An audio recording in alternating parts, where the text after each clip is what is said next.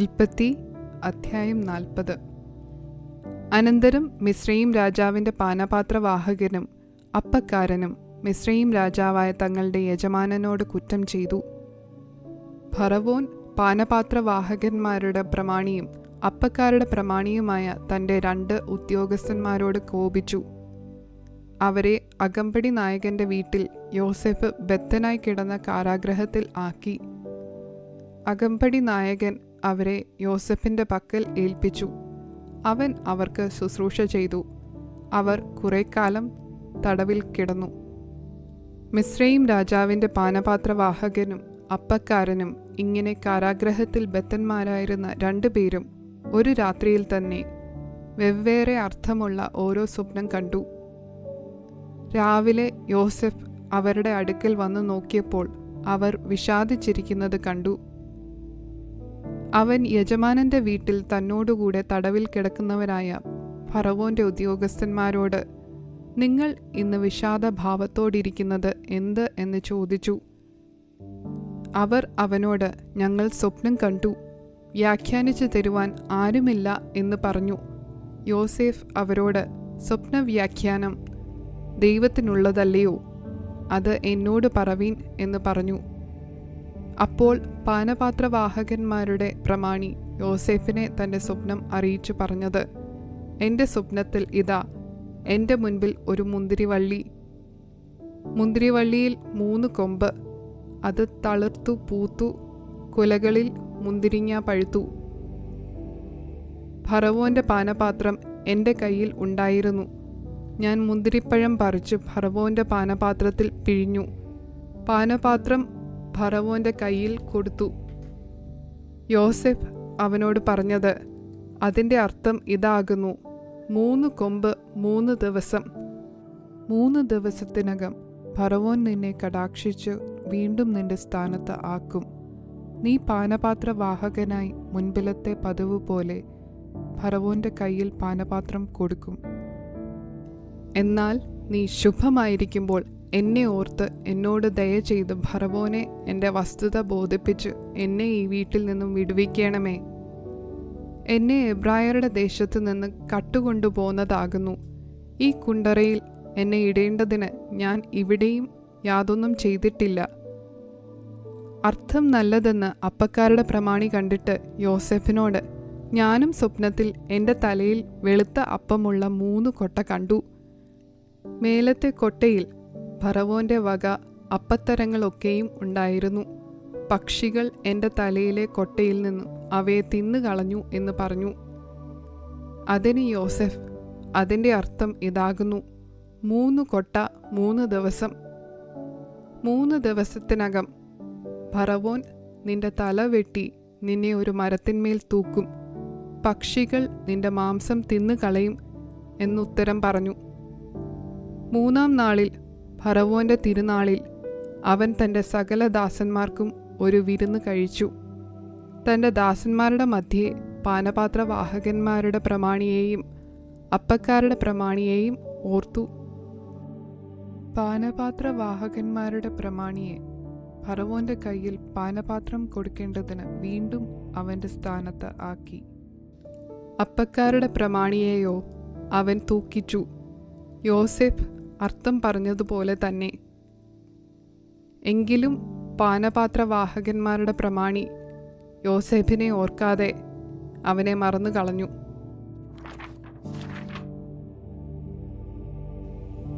ഉൽപ്പത്തി അധ്യായം 41. 2 സംവത്സരം കഴിഞ്ഞ ശേഷം ഫറവോൻ ഒരു സ്വപ്നം കണ്ടതെന്തെന്നാൽ, അവൻ നദീതീരത്ത് നിന്നു. അപ്പോൾ രൂപഗുണവും മാംസപുഷ്ടിയുമുള്ള 7 പശു നദിയിൽ നിന്നും കയറി ഞാങ്ങണയുടെ ഇടയിൽ മേഞ്ഞുകൊണ്ടിരുന്നു. അവയുടെ പിന്നാലെ മെലിഞ്ഞും വിരൂപമായുമുള്ള വേറെ 7 പശു നദിയിൽ നിന്നും കയറി നദീതീരത്തെ മറ്റേ പശുക്കളുടെ അരികെ നിന്നു. മെലിഞ്ഞും വിരൂപമായുമുള്ള പശുക്കൾ രൂപഗുണവും മാംസപുഷ്ടിയുമുള്ള 7 പശുക്കളെ തിന്നുകളഞ്ഞു. അപ്പോൾ ഫറവോൻ ഉണർന്നു. അവൻ പിന്നെയും ഉറങ്ങി. 2-മതും ഒരു സ്വപ്നം കണ്ടു. പുഷ്ടിയുള്ളതും നല്ലതുമായ 7 കതിർ ഒരു തണ്ടിൽ നിന്നും പൊങ്ങി വന്നു. അവയുടെ പിന്നാലെ നേർത്തും കിഴക്കൻ കാറ്റിനാൽ കരിഞ്ഞുമിരിക്കുന്ന 7 കതിർ പൊങ്ങി വന്നു. നേർത്ത 7 കതിരുകൾ പുഷ്ടിയും മണിക്കരുത്തുമുള്ള 7 കതിരുകളെ വിഴുങ്ങിക്കളഞ്ഞു. അപ്പോൾ ഫറവോൻ ഉണർന്നു, അത് സ്വപ്നം എന്ന് അറിഞ്ഞു. പ്രാതകാലത്ത് അവൻ വ്യാകുലപ്പെട്ട് മിസ്രയീമിലെ മന്ത്രവാദികളെയും ജ്ഞാനികളെയും എല്ലാം ആളയച്ചു വരുത്തി അവരോട് തൻ്റെ സ്വപ്നം പറഞ്ഞു. എന്നാൽ വ്യാഖ്യാനിപ്പാൻ ആർക്കും കഴിഞ്ഞില്ല. അപ്പോൾ പാനപാത്രവാഹകന്മാരുടെ പ്രമാണി ഫറവോനോട് പറഞ്ഞത്, ഇന്ന് ഞാൻ എൻ്റെ കുറ്റം ഓർക്കുന്നു. ഫറവോൻ അടിയങ്ങളോട് കോപിച്ച് എന്നെയും അപ്പക്കാരുടെ പ്രമാണിയെയും അകമ്പടി നായകന്റെ വീട്ടിൽ തടവിലാക്കിയിരുന്നുവല്ലോ. അവിടെ വെച്ച് ഞാനും അവനും ഒരു രാത്രിയിൽ തന്നെ സ്വപ്നം കണ്ടു. വെവ്വേറെ അർത്ഥമുള്ള സ്വപ്നം ആയിരുന്നു ഓരോരുത്തൻ കണ്ടത്. അവിടെ അകമ്പടി നായകന്റെ ദാസനായ ഒരു എബ്രായ യൗവനക്കാരൻ ഞങ്ങളോടുകൂടി ഉണ്ടായിരുന്നു. ഞങ്ങൾ അവനോട് അറിയിച്ചാറെ അവൻ സ്വപ്നങ്ങളെ വ്യാഖ്യാനിച്ചു. ഓരോരുത്തന് താൻ്റെ സ്വപ്നത്തിൻ്റെ അർത്ഥം പറഞ്ഞു തന്നു. അവൻ അർത്ഥം പറഞ്ഞതുപോലെ തന്നെ സംഭവിച്ചു. എന്നെ വീണ്ടും സ്ഥാനത്ത് ആക്കുകയും മറ്റവനെ തൂക്കിക്കളയുകയും ചെയ്തുവല്ലോ. ഉടനെ ഫറവോൻ ആളയച്ച് യോസേഫിനെ വിളിപ്പിച്ചു. അവർ അവനെ വേഗത്തിൽ കുണ്ടറയിൽ നിന്ന് ഇറക്കി. അവൻ ക്ഷൗരം ചെയ്യിച്ചു, വസ്ത്രം മാറി ഫറവോന്റെ അടുക്കൽ ചെന്നു. ഫറവോൻ യോസേഫിനോട്, ഞാൻ ഒരു സ്വപ്നം കണ്ടു, അതിനെ വ്യാഖ്യാനിപ്പാൻ ആരുമില്ല. എന്നാൽ നീ ഒരു സ്വപ്നം കേട്ടാൽ വ്യാഖ്യാനിക്കുമെന്ന് നിന്നെക്കുറിച്ച് ഞാൻ കേട്ടിരിക്കുന്നു എന്ന് പറഞ്ഞു. അതിന് യോസഫ് ഫറവോനോട്, ഞാനല്ല, ദൈവം തന്നെ ഫറവോന് ശുഭമായൊരു ഉത്തരം നൽകും എന്ന് പറഞ്ഞു. പിന്നെ ഫറവോൻ യോസേഫിനോട് പറഞ്ഞത്, എൻ്റെ സ്വപ്നത്തിൽ ഞാൻ നദീതീരത്ത് നിന്നു. അപ്പോൾ മാംസപുഷ്ടിയും രൂപഗുണവുമുള്ള 7 പശു നദിയിൽ നിന്ന് കയറി ഞാങ്ങണയുടെ ഇടയിൽ മേഞ്ഞുകൊണ്ടിരുന്നു. അവയുടെ പിന്നാലെ ക്ഷീണിച്ചും മെലിഞ്ഞും എത്രയും വിരൂപമായുമുള്ള വേറെ 7 പശു കയറി വന്നു. അത്ര വിരൂപമായവയെ ഞാൻ മിസ്രയീം ദേശത്ത് എങ്ങും കണ്ടിട്ടില്ല. എന്നാൽ മെലിഞ്ഞും വിരൂപമായുമുള്ള പശുക്കൾ പുഷ്ടിയുള്ള മുൻപിലത്തെ 7 പശുക്കളെ തിന്നുകളഞ്ഞു.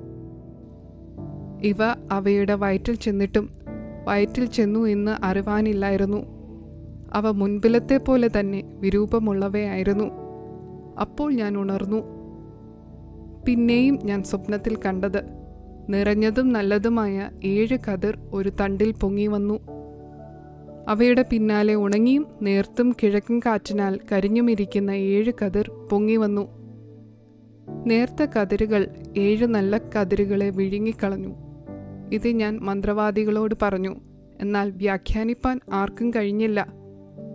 അപ്പോൾ യോസേഫ് ഫറവോനോട് പറഞ്ഞത്, ഫറവോന്റെ സ്വപ്നം ഒന്ന് തന്നെ.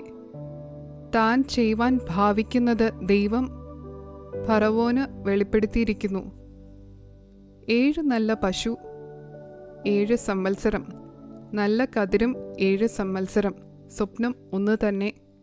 അവയുടെ പിന്നാലെ കയറി വന്ന മെലിഞ്ഞും വിരൂപമായുമുള്ള 7 പശുവും കിഴക്കൻ കാറ്റിനാൽ കരിഞ്ഞു പതിരായുള്ള 7 കതിരും 7 സംവത്സരം, അവ ക്ഷാമമുള്ള 7 സംവത്സരം ആകുന്നു. ദൈവം ചെയ്യുവാൻ ഭാവിക്കുന്നത് ഫറവോന് കാണിച്ചു തന്നിരിക്കുന്നു. അതാകുന്നു ഞാൻ ഫറവോനോട് പറഞ്ഞത്. മിസ്രയീം ദേശത്ത് ഒക്കെയും ബഹുസുഭിക്ഷമായ 7 സംവത്സരം വരും.